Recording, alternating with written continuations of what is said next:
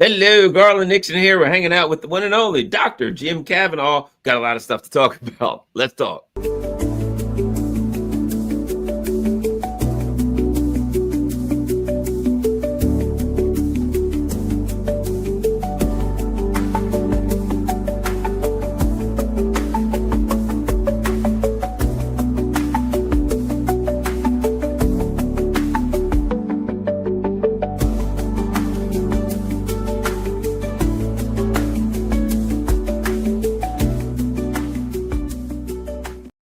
Hello, Garland Nixon here, hanging out with Dr. Jim Kavanagh. You can find him at his Substack, Jim Kavanagh's The Polemicist. All right, let's get going, Dr. Jim. You know, something you and I have been discussing, and it's obvious now.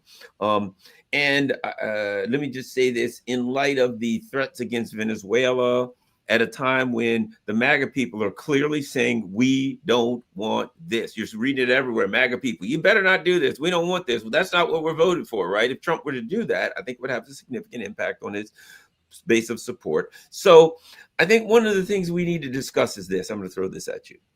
The Israel in Gaza, it tore the Democratic Party asunder during the election cycle of 2024, and I just don't see it really coming back any way, shape, or form as it was before. And it seems that now it's the Republicans' turn. That, you know, it's like this is the moral position thing of our time, where people have to take a position, and there are a lot of people in this country, Democrat, Republican, Independent, whatever, that says, hey, genocide is where I draw the line. Your thoughts of the effect of this whole Gaza situation on the political process, the political parties that be, and everything overall, Jim? Well, we know it tore apart the Democratic Party during the election, that's for sure. And polls showed that Harris would have had a chance to win. She lost a lot of people because of that. Didn't make any difference. The most important thing for her was not to win the election, but to preserve the Democratic parties and the American government's support of Zionism. And now you have the hottest, most fierce criticism of Israel and Zionism is coming from Tucker Carlson and Candace Owens. I mean, they are uncompromising and passionate. And, you know, Candace Owens says, I will saw off my left foot before I'll ever support Israel again. And then, you know, saying I was a supporter of Israel, but now I found out what was going on after this Gaza stuff. So, and you've got Ted Cruz just last week or a few days ago, storming off the stage at the Defending Christianity conference, because he's saying, if you don't support Israel, you don't support the Jews, then I don't support you, and I don't stand with you. And he stormed off the stage. You've got a total rebellion in the Republican and right-wing ranks over Israel, because people were, first of all, tired of forever wars. They're tired of, they were America first. Why are we going to war in Iraq and Syria and Libya? Why are we going to war in Gaza? Why are we supporting it? Why are we spending all this money for Israel? And there's no good answer for that. And, you know, if the most forever of forever wars is Israel. And all of those wars, Iraq, Syria, Libya, that was all about Israel, all about Zionism, all about removing from the table the strongest supporters of the Palestinians. And that's what they were about. It was the United States acting on behalf of Zionism to ensure the Middle East for Israel and for the support of Zionism. And people are fed up with it. So Venezuela is another foreign intervention. People did not, they thought foolishly, like the Democrats thought foolishly, Obama was going to be anti-war. They thought foolishly that Trump was going to end the foreign wars and end American intervention and be America first. No, he's not. He's part of the swamp. He's a part of the American ruling class. He's part of the Zionist faction which is the major faction of the American ruling class, totally subservient to them. Told you that time and again, got up and bragged about how he let the Adelsons run the White House. And so, but the base is waking up. You know, we were fooled again. We're not getting America first. We're not getting into foreign wars. What's going to happen if we go into Venezuela? Nobody knows. It's just like Iraq. All the neocons, it'll be over in a day. It'll be over in a week. Won't cost anything to us. No American lives. This is a huge country, and this is a story. This is trying to reimpose the Monroe Doctrine in its starkest form on Latin America, and it's trying to reassert American colonial supremacy of Latin America. It's going to blow up. It's just going to blow up. So there's a whole project going on. And part of that project now is this new thing. I forget what's called the not the Abraham Accords, but the Jonah Accords, or I forget what it is. Yeah, right. Some such crap. Yeah, they just use some Old Testament word or something. Yeah, one of the prophets. There's a project with Milei in Argentina starting it to a whole project to bring Latin American countries into the Israeli orbit and strengthen their relationship with Israel. So this is all, wrapped up in the same Zionist imperialist framework. And people have to decide.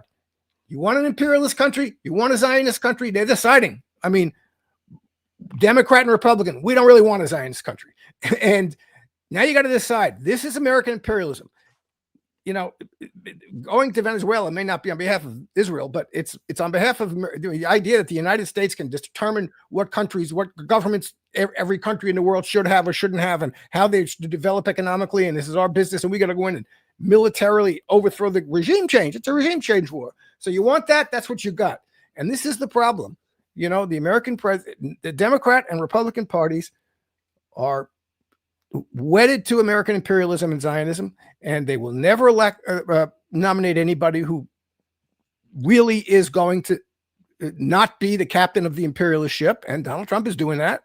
And he may have crazy ideas himself. He may not want to do that. He may have, I don't want to do this, but he's ultimately part of the machine, and he's not capable of standing up to it that much. And this is the problem we have, and it's terrible. But even Venezuela, I heard Colonel Lawrence and I'll say it because I heard him say it. Colonel Lawrence Wilkerson says, "Well, I'm paraphrasing, but he's saying the way I have it, or else I've heard that this Maria Corina Cachado, whatever her name is, that she's a Mossad asset." And then he went on to say, "Look, Venezuela, the Israelis have been all in Venezuela now. Depending on how you see it, it works the same way. There are people that say Israel is a country that controls America. There are people like me who go the other way and say Israel is a cat's paw. Israel is the U.S. and the British Empire. Use it so they'll have plausible deniability, and they claim Israel's doing it, not us. But it doesn't matter how you see it. It all works out the same. That part of the empire, part of the evil and devious deeds around the world, there's always Israel training some right-wing hit squads. You know what I mean? Where there's imperial slaughter, murder, governments being overthrown in evil deeds, you can find Israel's going to be right in the middle of that. That's pretty much even in the United States, training police departments. And I think what's going on now, what this is expanding. Here's what I think it's expanding.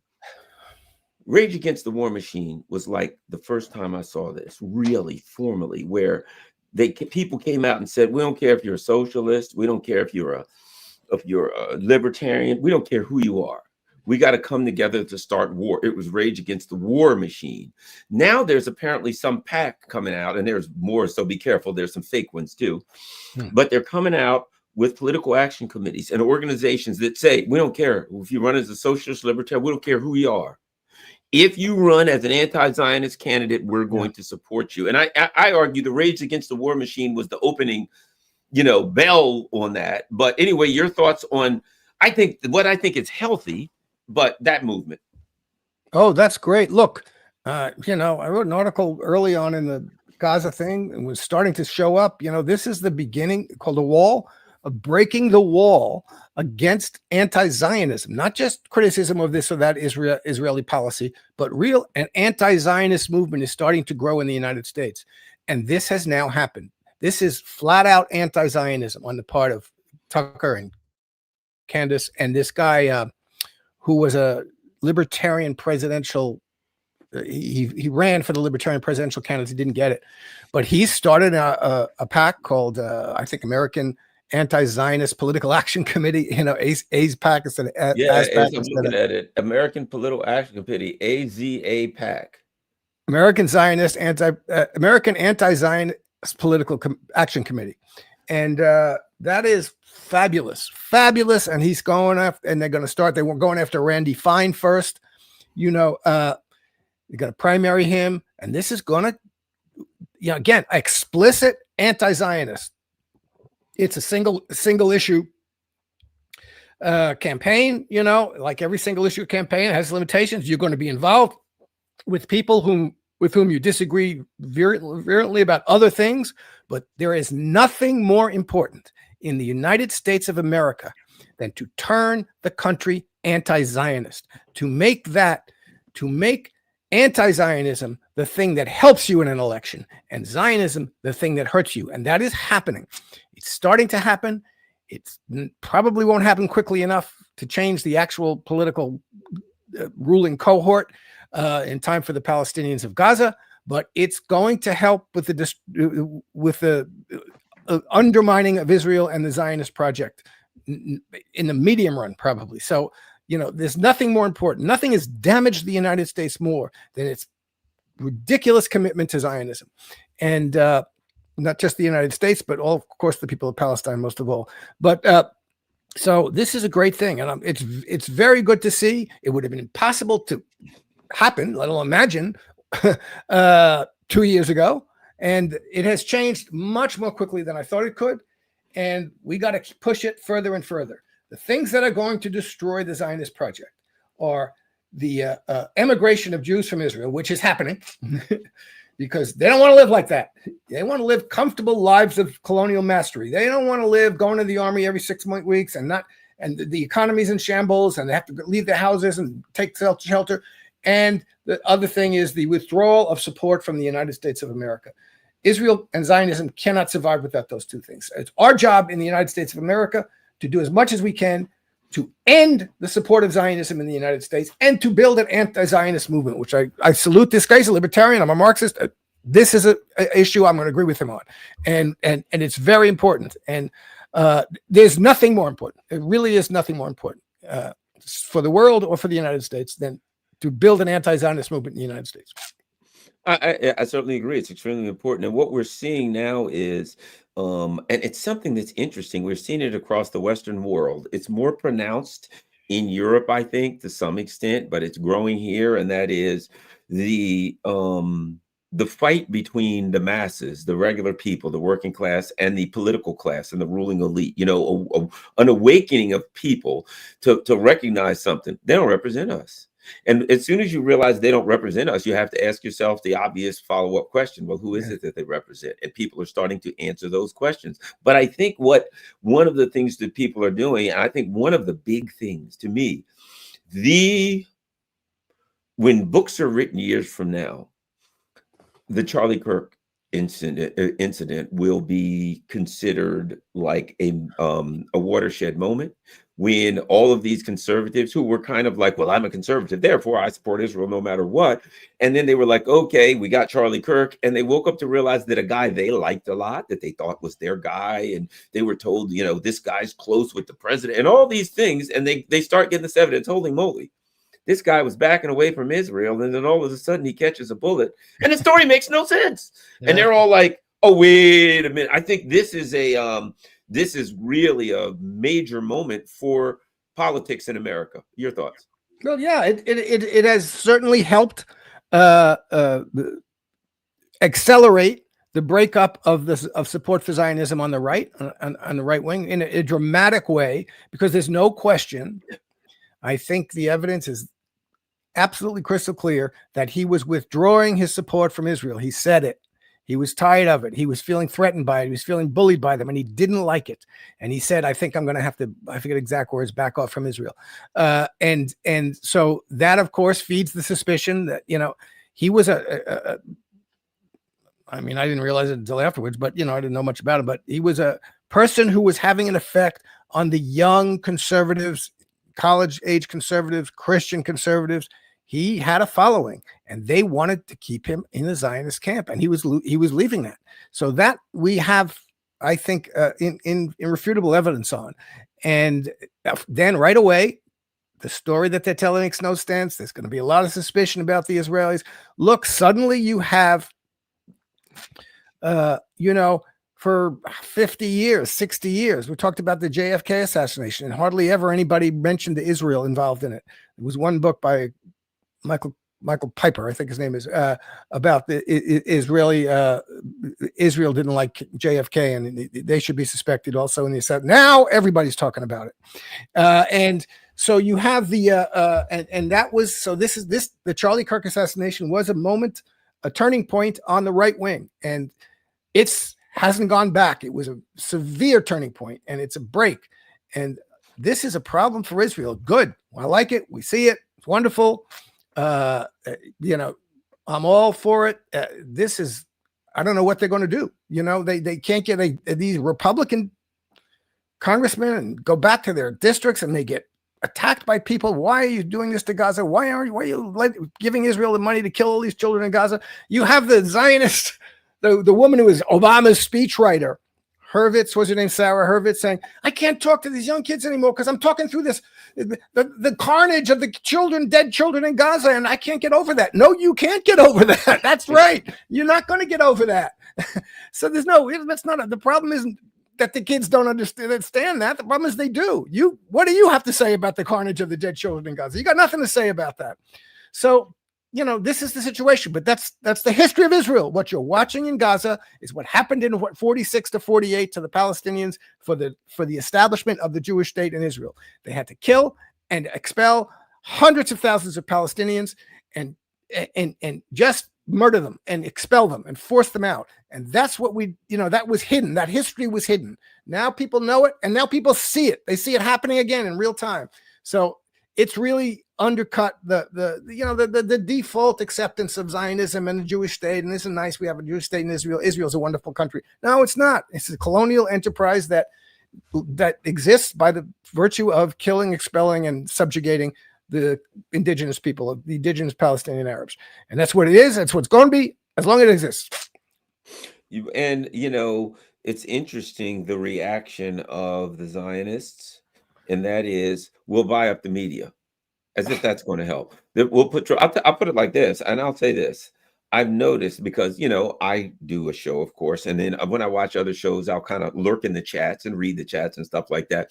I've never seen so many trolls in my life.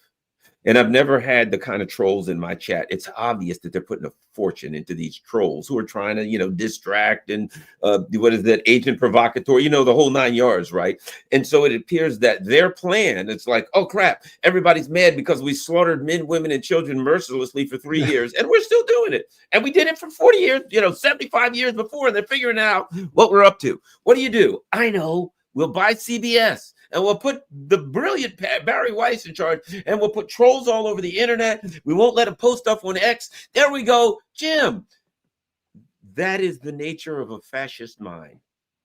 Whenever something happens and people are saying things that you don't want, you take them over. You squeeze harder. You punch harder. You choke them harder. You beat them down. The nature of a fascist mind is beat them up, scream at them. They don't do what you want. We're not beating them up enough and screaming enough.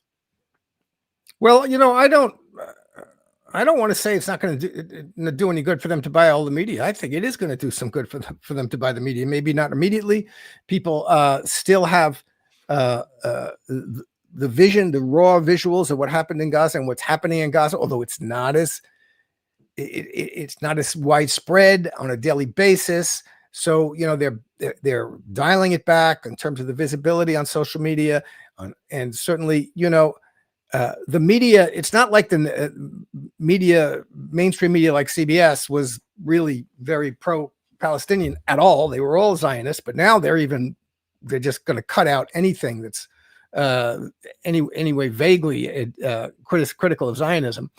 And in the long run, that's an important thing. I mean, we can't be complacent about it, and we can't just say, oh, that's okay, we have to let that be. This is crazy, and everybody should be. This is an example. You have free independent media. No, you don't. You have free media that's free, that the billionaires are free to buy and control. And you get to see what at their at their leisure what they want you to see and how much they want you to see, and they're controlling the algorithms, and they will reduce it. And it's it is smarter than beating people up in the street. You look, this how it worked for 77 years. People didn't hear or see anything about Israel or about Zion. They just accepted the official narrative and the official story. And it's only because they started to not just because there was access to the truth, because they've been access to the truth for, let's say, at least 10 years in alternative media and social media. But that, combined with the images of what was going on every day in Gaza, turned the tables. And they're going to try and turn that off. And they're going to have some success in doing it. You can't object to things you don't see. Now, I think that their ability to totally control social media is, I don't know, to the extent to which it's possible. I mean, they're controlling everything, and now from mainstream media to social media. They're buying TikTok.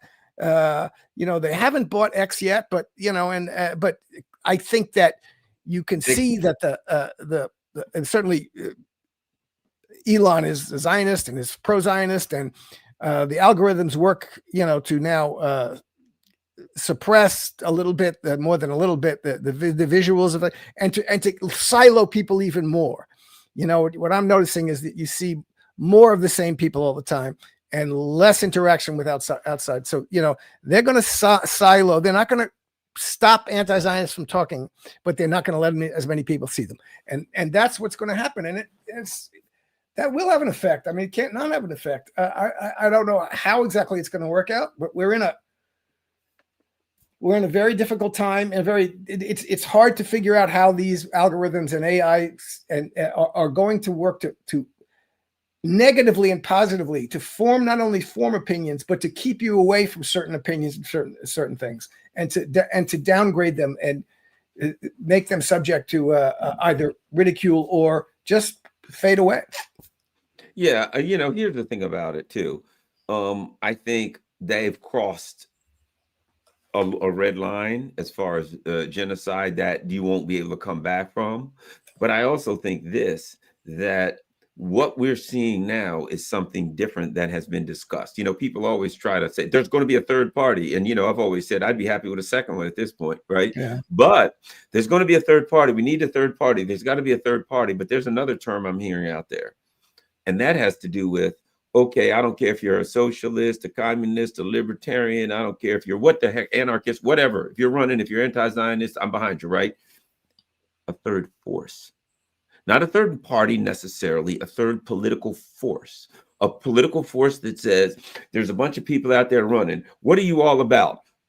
America first. I don't care how you put it. Stop sending our money to wars and keep them here. Okay, what are you about? I'm opposing Zionism and sending all of our money to Israel and supporting Israel. Okay, what do you now? We got 10 different. And now what you have is a political force that can agree on certain things. Zionism, which is synonymous with imperialism, warmongering, neoconservatism, all of that needs to be stopped. And you're not going to get healthcare. You're not going to get anything as long as there's 900 bases and you're spending every stinking money going to war in the Middle East. So I think the concept of a third political force that says we'll come together over our disagreements to address things that are broad stretching issues, Zionism, warmongering, neoconservatism. Your thoughts? Well, it is the case that it's virtually impossible to create a political party that can actually fairly contest the duopoly. And they've created a situation which is effectively impossible. And everybody has to understand that. And there should be a movement in the country. Beats me why there isn't. There should be a movement in the country. And this is everybody from the libertarians to the socialists can agree on it, that we have to change the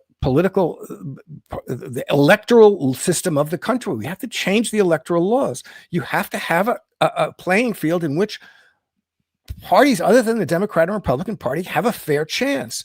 And anybody who thinks they're going to create a third party, that's the first thing you got to do. Otherwise, it's like, going into the bull ring naked. I mean, you've got to create a fair chance, and that's got to be the first demand of any third party, and it should be the first demand of all potential third parties. So, but that's not happening. So it's really, and it's a very difficult thing because parties aren't one issue things. They put forward a range of issues, and you need that. And I say, and I'll say it again, nothing's more important than anti-Zionism. Yeah, I think that's a disqualifying thing. Anybody who's a Zionist, that's a disqualifying thing. But there are other issues that are really, really important. Maybe the Zionism, maybe nothing more important, but there are other things that are just healthcare, economic issues. These are really, really important. We have to decide. And if you had a force, this is what parties are for. Parties are parties are there to create programs that address a lot of issues and explain the coherence in why they're addressing all of these issues in this way. So yes, we have to be against Zionism. We have to be against imperialism. Whether you think Israel is a great state, or you're against Israel and you're against Zionism, but you want to attack Venezuela, no, thank you.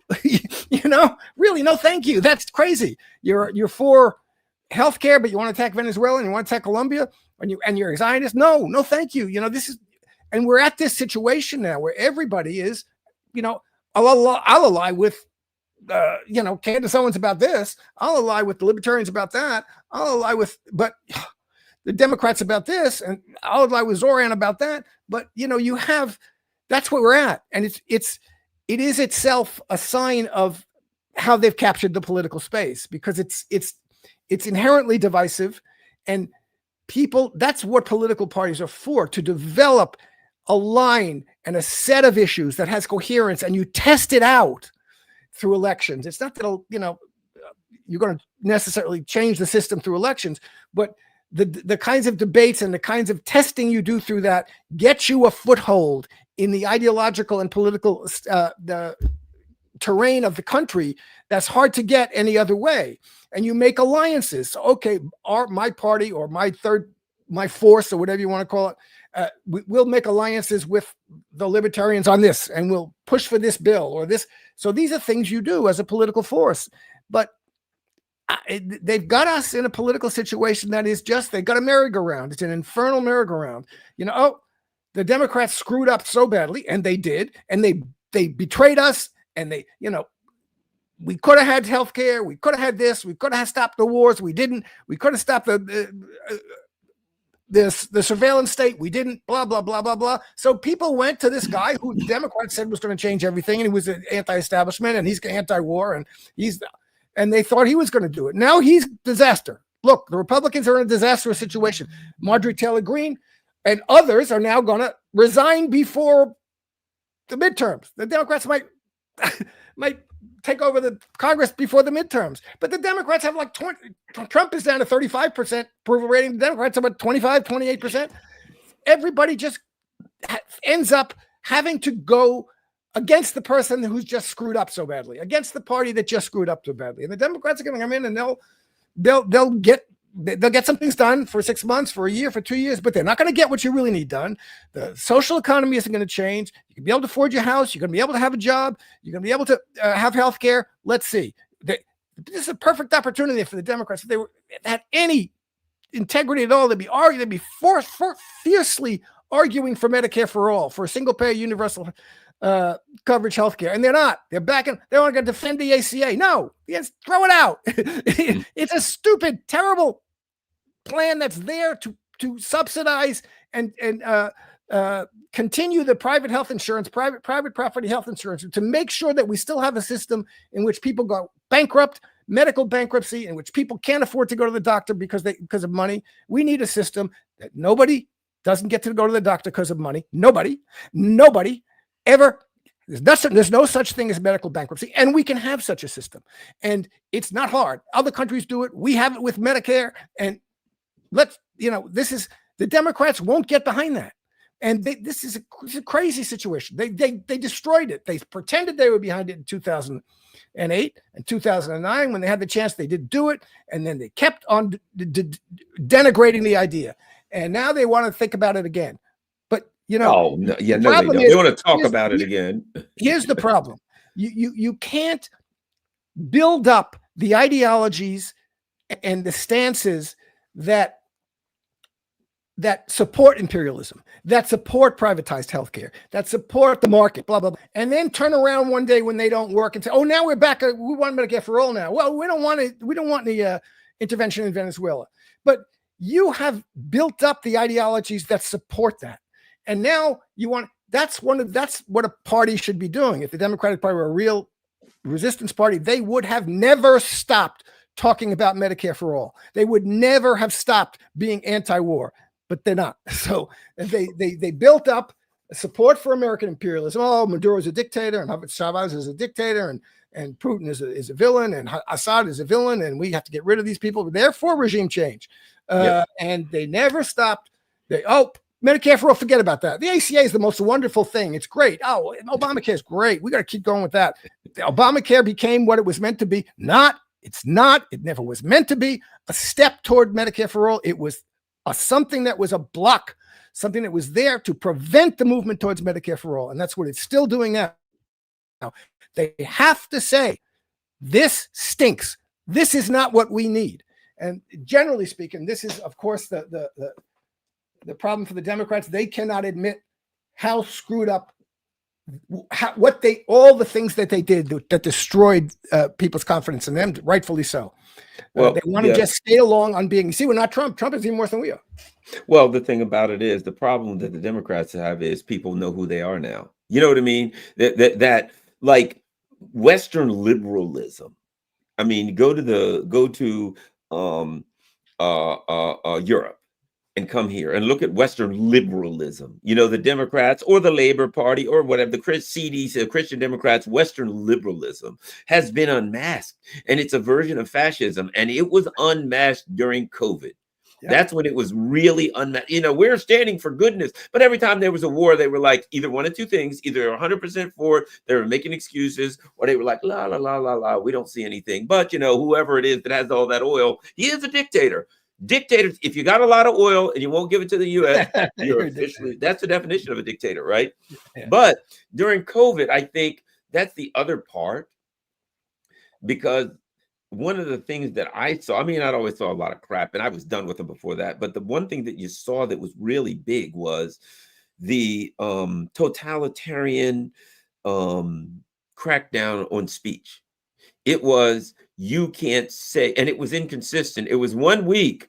You can't say that maybe it came from a lab. And then 6 months later, the government would say, well, it looks like it came from a lab. You know what I mean? They would say something, you can't do this. 1 week, Fauci is like, well, you know, masks, you don't need masks. The next week is, wear 3, 2, literally. You got to like 2 or 3 masks, right? From no masks. Nah, you don't need those masks. Who wears them? They're nothing. You know what? Come to think of it, you got to wear 3 masks. And at any given time, wherever you fell on that, if at one point it was no mask and you said, I think we should wear them, then you're thrown off Twitter.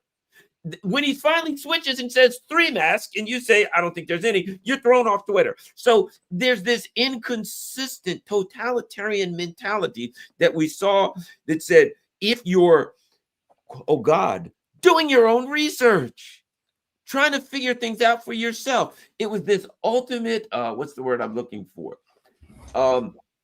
Elitism that said, we decide what's right and wrong. We decide what you're allowed to say, what you're allowed to think. And if you do anything other than that, well, then you have to be punished. You have to be dealt with. Yeah. Oh, it was, and this is, you're absolutely right. COVID, the Democrats will never acknowledge this. The people who were in this will never acknowledge this. That was a disaster. It was economic. It was medically, economically, and politically a disaster. They will not acknowledge how many people turned against the Democratic Party and thought Trump was because of, you know, a very good friend of mine in high school and college class. He's actually worked for Bobby Kennedy Sr. and is a friend of Bobby Kennedy Jr. He was at some meeting a few weeks ago, and he came back to, you know, he went in saying, well, you know, I'm a Democrat. And they all said, well, I'm Democrat. All these doctors, I'm Democrat too. They're all these Democrats. They were all Democrats. But they were turned into, you know, Bobby Kennedy himself, you know, he's a liberal Democrat with all the limitations that is. But he only went to Trump because there was something going on that he thought it was important. And it was important. Look, this is terrible. They lied about, and they turned into an engine of repression. As you say, the anti-free speech, the repression, the censorship of this, one of the first things that Biden did when he got into power was call Twitter about anti-vaccine or critical vaccine tweets on Twitter. What's the president of the United States doing that for? I mean, this is ridiculous. These are doctors and scientists, and this is terrible. And they lied about it at every step. Fauci knew he was lying at every step. You don't get on television and say, we don't need the doctor talking to us on ABC saying, people are listening to you. Should we wear masks? No, you don't need masks. That's just theater, make you feel good. It doesn't do. You sure about? Yes, I'm sure about that. That's what the science says. And that is what a surprise to me. I thought masks were good too, but I read it and I find, that is what the science says. And then 2 months later, oh no, you got to wear masks. Everybody got to wear masks. The science has changed. It didn't change in 2 months. The line changed. And they knew when they were saying that these vaccines were going to prevent transmission. They knew they didn't. They knew they had no reason, no justification for saying that. And they still said it and accused people of being plague carriers. And you can't go to work because you're going to make everybody else sick. You're going to kill your grandmother. You're going to kill your coworkers. This is just baloney. And they knew it. They lied about it. And this was $6 trillion poured into, they closed the economy. They poured $6 trillion into an economy that had businesses closed.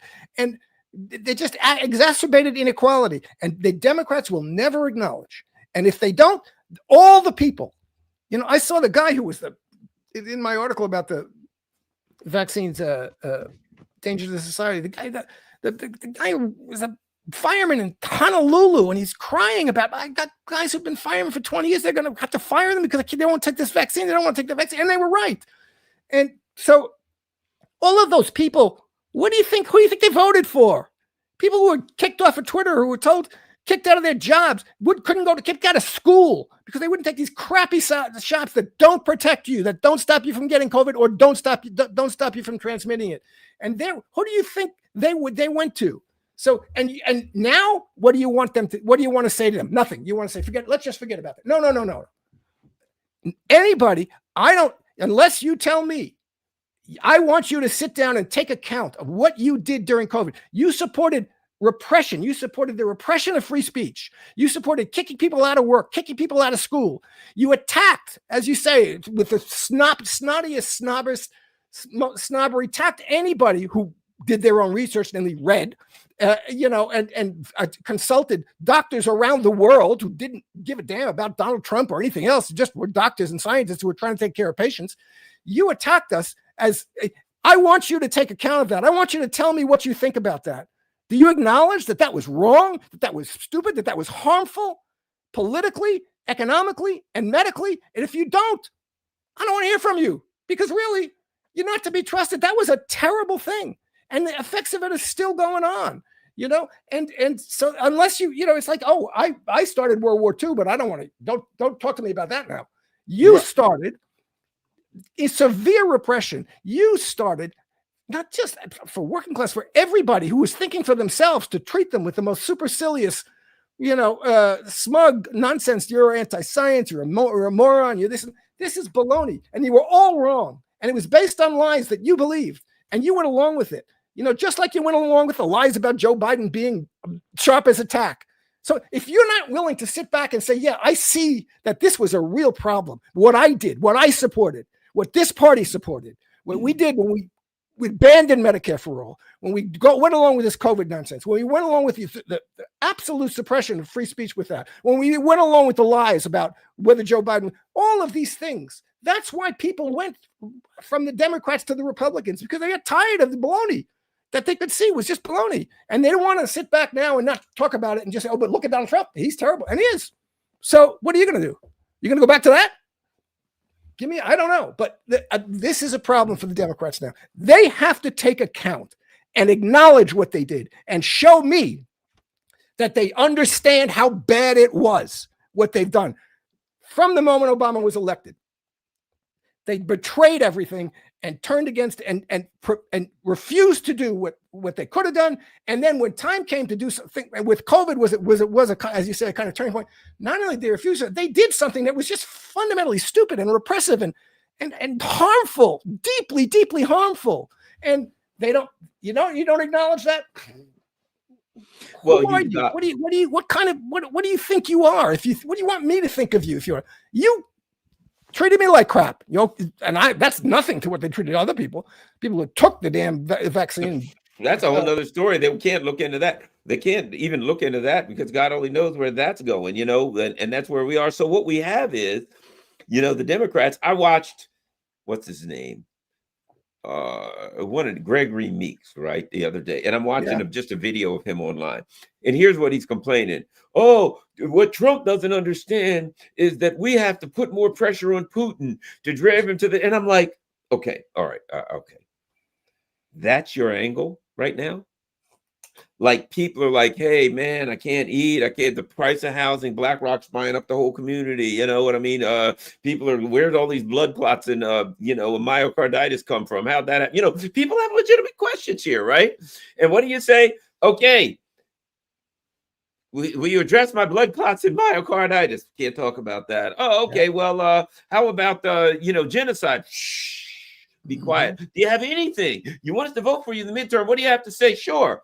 We need to crack down on the Russians and stop all of these. This peace crazy. What are these peacenik idiots talking about? Like I said, they may not get a deal. Fair enough. But the odds are they won't. But let me tell you something.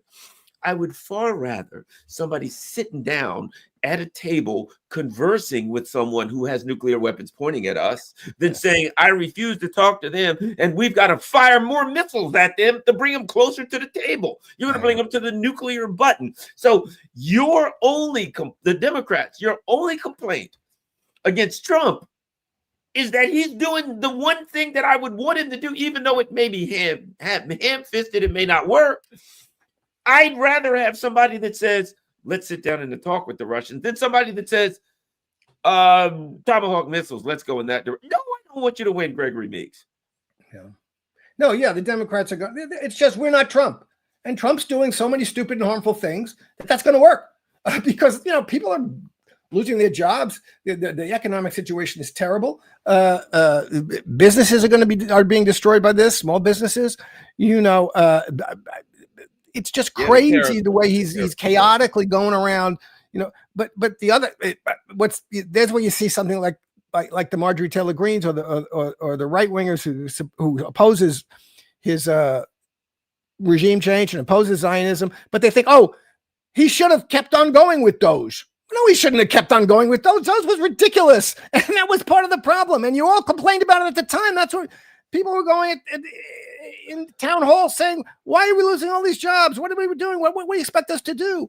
And this was just nonsense. So you still have this kind of anti-government, totally laissez-faire capitalist. We got to destroy the government. We got to defund the government. What are you talking about? This is nonsense. So there's all of these things, but the Democrats, again, they enforce the ideology behind it. And I'm telling everybody again, if your ideology is taxpayer money, you're enforcing the problem. You're reinforcing the problem. Your rights as a citizen, your eligibility, your enfranchisement for things has nothing to do with the taxes you pay. Your rights are as a citizen. You support this country by working honestly. And most people shouldn't be paying income taxes. They don't fund the government. And you got to get over this idea. When anybody who uses the term taxpayer money is reinforcing reactionary capitalist ideology of the worst kind, because it's not a collection plate. The government doesn't run by collecting money from people. It doesn't. And so, this is the federal government doesn't. How about this, Jim? Let me tell you something. So everybody knows I just came from Russia. So I looked into it. You know what the tax base is in Russia for the average working class person? From 6% to 14%. Yeah. So if you're a working class person in Russia, 6% is your low end, 14% is your high end, unless you're a business owner. If you're a business owner, it's 4% on your low end and 6% on your high end. Now, you know what Russia does? Russia has these gigantic corporations that sell oil. They have these gigantic corporations that sell gas. They're owned by the government. They sell their oil, they sell their gas and other things, and that money comes in and runs the government. And they don't suck the people dry with taxes, number one. Number two, and they maintain a government control over their economy a lot more. See, one of the things is this whole idea that no no regulations, no laws, no nothing. The idea that you can, I mean, you got people still running around saying deregulate Wall Street. The answer is too many regulations on Wall Street. Oh boy, it's a good thing we got rid of all of those New Deal banking laws, because yeah, we're much better off. So there's that other ideological concept that when I look at China and they're like, well, that doesn't work. And I'm like, well, if that's socialism, it seems like it works. And then I say, okay, well then, or they'll either say that's not socialism, what they're doing is capitalism. And I'll say, well, okay, well then let's do capitalism like them. We can't, because that's communism. Wait a minute. What is it? If they're doing capitalism, let's do some of that. Or if you call it communism, then it must be working. There's that. And then go to Russia and you're like, well, they're selling their own oil and keeping the money, and selling their own natural resources and keeping money for the country. And I see something consistent, and that is these countries that say, why should ExxonMobil and these gas sell all the oil and gas that's coming out of our ground and just make profit out of it? Why don't the government sell it, keep the money, and then the people only have to pay 6% tax, and they don't get, and we're not up to areas in debt. Anyway, Jim, don't get me started on that. Yeah, look, the discussion about how the money system works has to be had, and people have to realize this. We have a fiat money system. The government of the United States creates dollars. It doesn't collect them. It cancels when the federal government collects taxes. It cancels out a number on an account. It goes from -1 to 0. It doesn't use that to pay for federal government programs. And this idea that people have, that we have to think of ourselves as taxpayers, and we sit around thinking who's paying the most taxes and who's getting the most and who's giving the most. And we are citizens of a society. We are members of a society. We can decide what money is spent on what, where it goes, and where it ends up. And the income taxes should be taken only from people who have too much money. The purpose of federal income taxes is twofold. One, to control inflation by taking some money out of the economy, and to control inequality by taking money out. And in both cases, that money should only be taken from people who have too much of it. That's hoarding. That's economically hoarding, and politically it's giving them too much power. So that's the purpose of federal taxes. There are other subsidiary purposes. Those are the main purposes. And unfortunately, it's a little bit different, because on the state and city level, they do need to collect. They don't create, states and cities don't create dollars, so they need to collect money from people, and that's true. But we have this totally capitalist notion that we're all sitting around in our individual cells, and we have to decide how to protect ourselves and who we're going to give some money to and not give some money to, or get some money from, or who's going to attack. We're not. We're members of a society and a community, and our strength comes from getting together and making decisions and planning. Have an economy, which is when I was a kid, that was the kind of people, even the basic definition of a socialist economy, like a planned economy. Because China, you have an overall plan for your economy. You're in control of the capital wealth of your society, where it's going, what's being produced, for whom, how it's distributed. That's the essence of socialism, not welfare state, but we control the production of wealth, and we decide where it goes, what we produce, why, for our purposes, for the purposes of the good of society as a whole, and to make it possible for individuals to exist and be free from medical bankruptcy, be free from being thrown out of your house because you don't have enough money. In order to do that, you have to stop the private equity from buying up homes. Homes are for living, not for speculation. That has to stop. In order to do that, you have to have usury laws. It's unbelievable to me. It's illegal to have 20% interest for anything. There's nothing stopping that. The government can say, this is the cap on interest, 2% over the federal funds rate. That's it, period. Why not? That's the government's debt is not a real debt in the way that your debt is. Your debt is the 20% you're paying on your credit cards. That should be illegal. Why is nobody saying that? This is just very simple. There used to be usury laws. This is, again, as you say, they did away with the Well, you know what it is? It is government capture by the billionaires. It is Exactly. government capture by Wall Street. Why is it that no congressperson will vote against this or that? Because they won't be a congressperson anymore. You know, they vote against this or that. This whole Epstein thing. I mean, let's be honest. Everybody knows what this is. Anybody that has half a brain knows this was. Now we're finding out more and more. The Epstein thing was a number of things. Number one, yes, there was the child trafficking sex, but he was also involved in with helping Israel with these technology ventures. He was involved in gun running. And I mean, basically, it's getting clear that this was a hub for that. Epstein was part of the hub for international intelligence, miscreant behavior, all the bad things. You know, he was involved in all kind of drug running, everything that was evil. And so now when the people say we want to see it, what do we hear? Sure. I mean, no, wait a minute. It doesn't exist. Okay, you can see it, but we got to scrub it first, you know. And you know what? You're going to get a page that's all blackened out. You know how you get those ones and they say, yes, we had to redact it first. And it's like the date and everything else is blackened. Yeah. Look, we know the essentials of it. As you say, he was an intelligence asset of Mossad and probably the CIA too, but certainly Mossad. And MI6, of course. Yeah.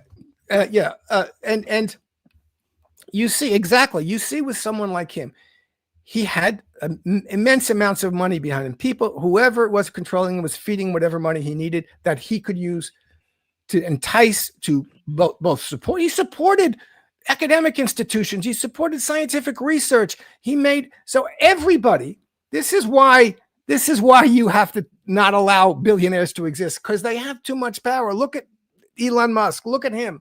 They're able to exert an enormous influence because they're funding all these things that, you know, and in his case, it's particularly nasty because what he was involved in with the sexual stuff, and he was sucking people and drawing people into that, and getting them close to that. So that even if they weren't involved in it, you know, if you had your picture taken with Jeffrey Epstein, now you're in trouble. Even if you know nothing about what's happening with, you know, maybe you were at a party with him, maybe you were at the disco with him one night. You had to take a picture. And you look, he's in the Epstein files, and that's part of the problem. So you have this, but you see that people who have enormous amount of wealth exert enormous amount of political power, and that's what they do, and that misdirects society. It distorts society, and it pushes them in the direction that they want it to go. That's why you tax the rich, so that they don't become too rich. You got to control inequality.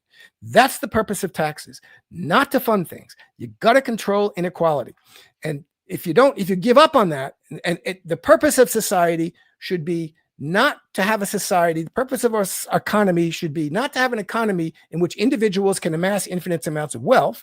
It should be an economy in which everybody has a decent life. Okay, those are two separate and opposite things.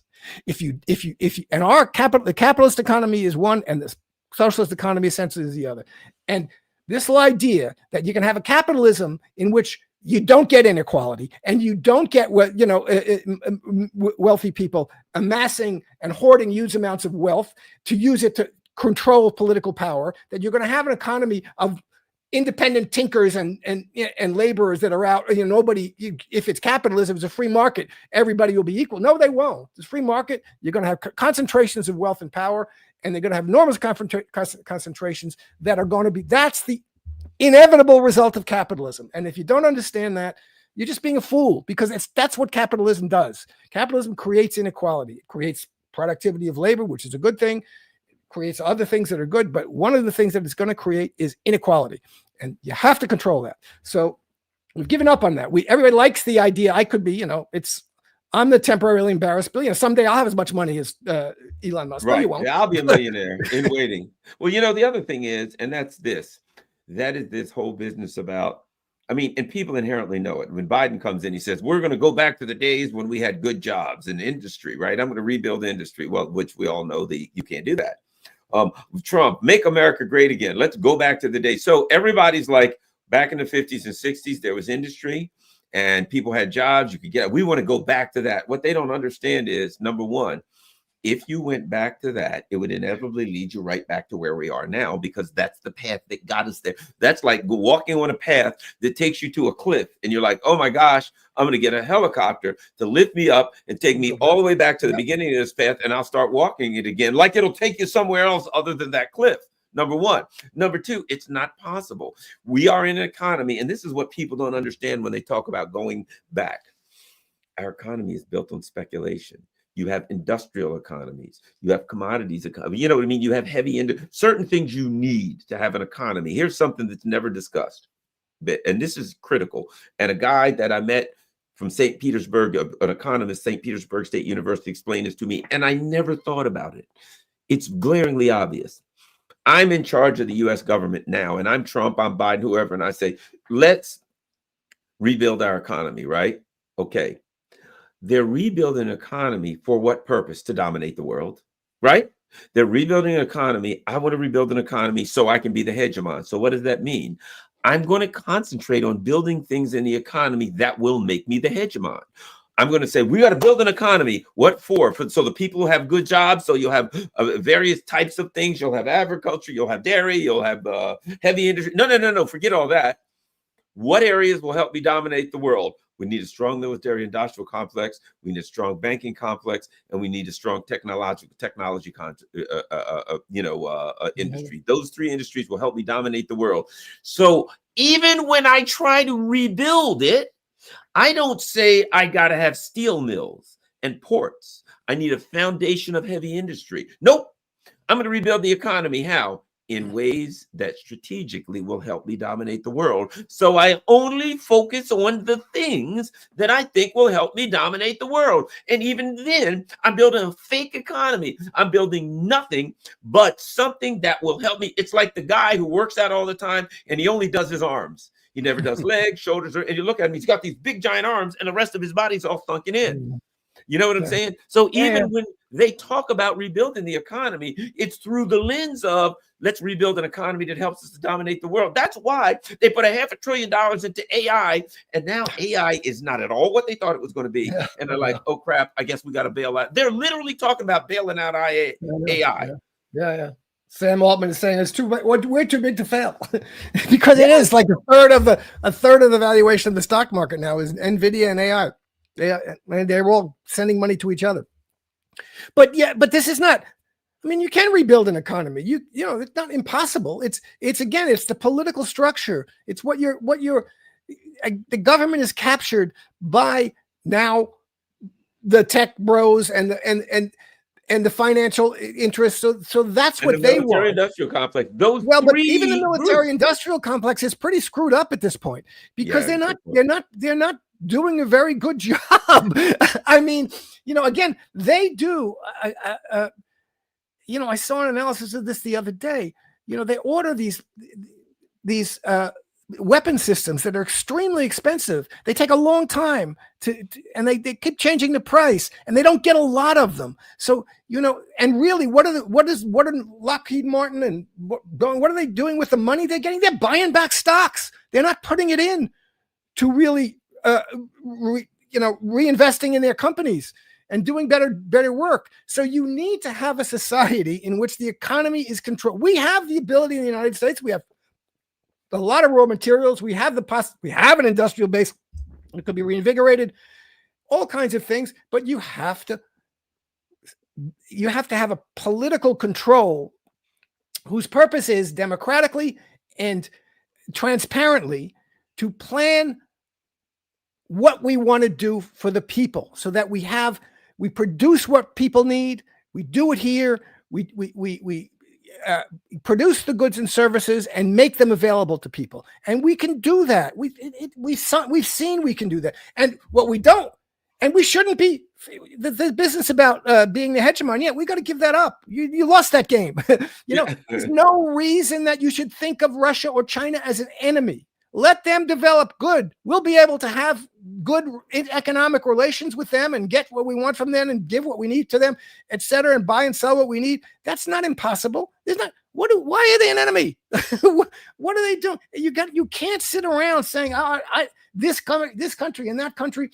If they're successful, that hurts me. No, it doesn't.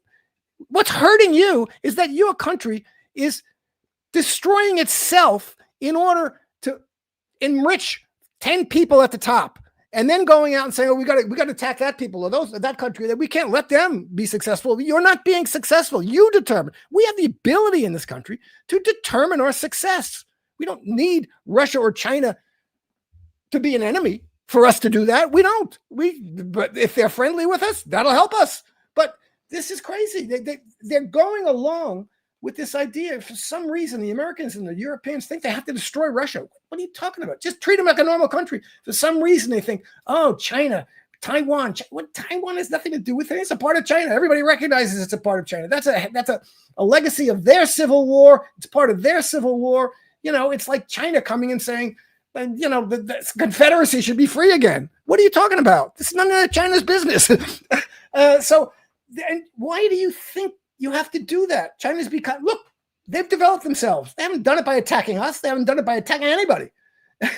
And guess what? They've developed. They did a damn good job of it. What have we been doing? We've been financializing. We've been creating billionaires. We've been having an economy that's there to allow private equity to buy up all the homes, to buy up all the industries and destroy them, to buy up restaurant chains and destroy them, to buy up manufacturing industries and destroy them. Oh, China didn't do that to us. Russia didn't do that to us. So this is, you have to have some awareness of this, and you have to understand you can't be going around. Who do I have to hate? Who do I have to fight? Who's to blame? Is it the immigrants? Is it the Somalis? Is it the Mexicans? Is it the Venezuelans? No, it's not. We have a country of 350 million people. We can build. We can do. But you got to stop fighting about nonsense and understand that they got you fighting each other, so that you'll never think about how can we get rid of this crap, the deep state, the swamp that does rule us, and have a real democratic control of society. Every time there's I don't know what the answer is. Well, every time there's another false flag shooting, I think to myself, there was a shooting in New York, 2 people were shot. My thought is always this: was it a trans activist or an illegal immigrant? You know what I mean? I mean, as soon as there's a shooting, I mean, that's what it is. I mean, that's the only 2 options that the intelligence agencies give us now, is trans activist or an illegal immigrant or an immigrant of some type. So, I think that's all we got to work with for now, Jim. But, I think that, we're in a real weird place now, because in with the Ukraine thing, the people, I think the people with half a brain in America want the hell out. The MAGA people want out. I think, to be quite frank, Trump wants out, but I don't know if he can get out. And the Russians got here's the truth: the Russians got all the cards. Yep. Because the only thing that matters in a war, there's only one way to win a war. You know how that is, Jim? To win a war. You know what I mean? Yeah. Well, the way to win a war is win a war. And the Russians understand that, and they understand that we can negotiate, we can talk. One thing we got to do, we get ready to surround a bunch of people in a cauldron here and blow them all up, and on to the next and on to the next. And it's talk to us now or don't. The Russians are the position, hey, you can talk to us. We can chat, or if not, we'll talk to us in a couple months after a couple more cauldrons. And it seems to me that's just where we are. I think, to be frank, Trump would get the hell out yesterday if he could. I just don't think that the neocon establishment, and he wants to lose without losing, which you can't do, and he wants out, and the neocon establishment, even if to be frank, I'll tell you this, I think, like Trump and Vance, if they could, as little as they care about Ukraine, that if the Russians said, here's a blank paper, sign it, they'd say, does that mean we're done? Yeah, sign it, do what the hell you want. I personally feel that's their opinion. But you've got this fight amongst the ruling elite, and you've got the neocons, and you know what I mean? It seems to me that they're not out of the swamp. They're part of the swamp. And this is a defeat.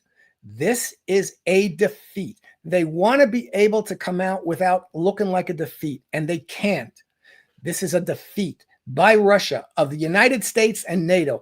Donald Trump was not a mediator or a referee. He's the president of the United States, which was the principal protagonist in this. He started arming Ukrainians first. He bragged about we sent the offensive weapons. Obama wouldn't do it. And so, this is baloney. You know, Trump may want to feel this or want to feel that. You don't get to do that when you're president. You don't get to say, well, I have this instinct in me, but no, you are in a position. Make a decision. You know, he could have dropped out of this in February. If you wanted to play that game after meeting with Zelensky, he could have said, I'm over with this. I'm leaving. He didn't, because he doesn't want to be a loser. And they're all coming to him, and they're right. And they're saying, if you let Russia do this, you'll be blamed for losing Ukraine, and they'll come, the Democrats will come after you, just like you came after Obama and Biden when after Afghanistan. Even though, again, that was bad faith on Trump's part. Trump signed the agreement to leave Afghanistan. You know, this is baloney. But I have no sympathy for any of these people. I have no sympathy for Trump in this. Anybody thought Trump is not capable of doing this, and if he is, good. But the fact is, he's going to be a loser. The United States of America, Europe, and NATO have lost. And if I don't know how they can think they can prevent themselves from looking like they've been defeated. They can't. Russia is not going to give them something that allows them to say, oh, you see, we actually won. Oh, we actually didn't really lose. Yes, you did. You lost in Vietnam, and you lost here. And, and there's a war. Whoa. There's a war. How about this? There's a war really going on right now that's interesting between the political class in Europe and the political class here that's aligned with the Trump administration, albeit so small. I mean, look, the Russians and the Americans are talking. It's the Europeans who forget the Ukrainians don't exist, who are like they're at war. So there's an interesting inside the empire. NATO is crumbling. It's fighting amongst itself. Which I think is one of the best possible things that could happen is for NATO to crumble. But NATO's crumbling.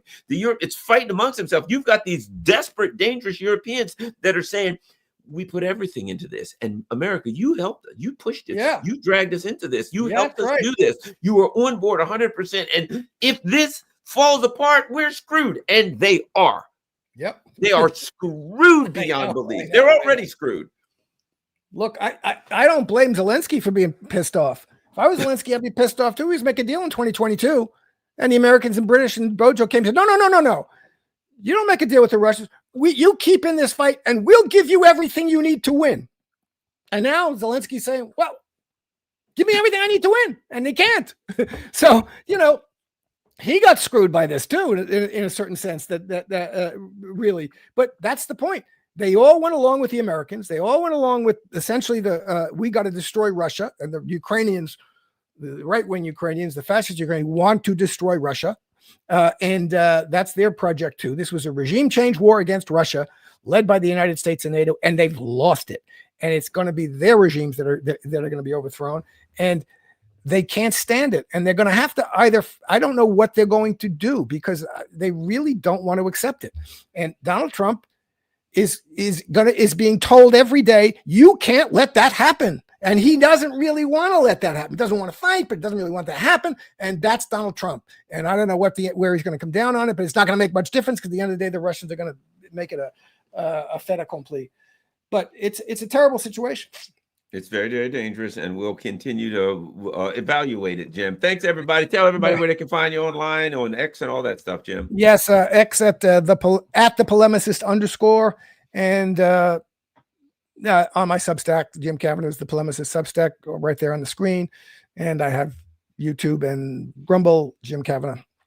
All right. Thank you very much. Well, one thing we know for sure, Jim, and that is every single time when there's going to be a meeting in Istanbul or whatever, the UK and all of these guys throw a bunch of drones at Moscow, blow up some shadow fleet. But you know what I mean? We know it's false flag season all week, what they're going to do, what kind of blowing something up in Russia, trying to execute a general. We know that now the UK and Ukraine are going to try to do something to offset this disaster. But no matter what they do, the Russians, that lava flow, and no matter what they do, the Russians will not be denied. And I heard Kherson is starting to city by city.